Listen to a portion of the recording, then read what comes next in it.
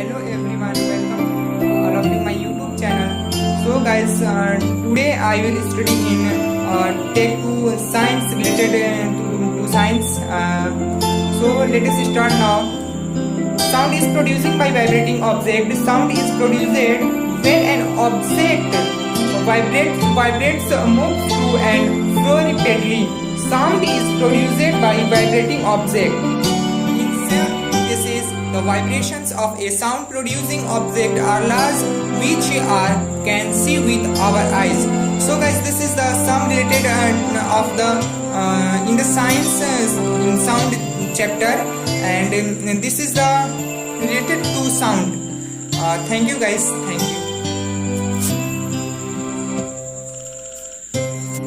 The vibrations of a sound producing object are large, which can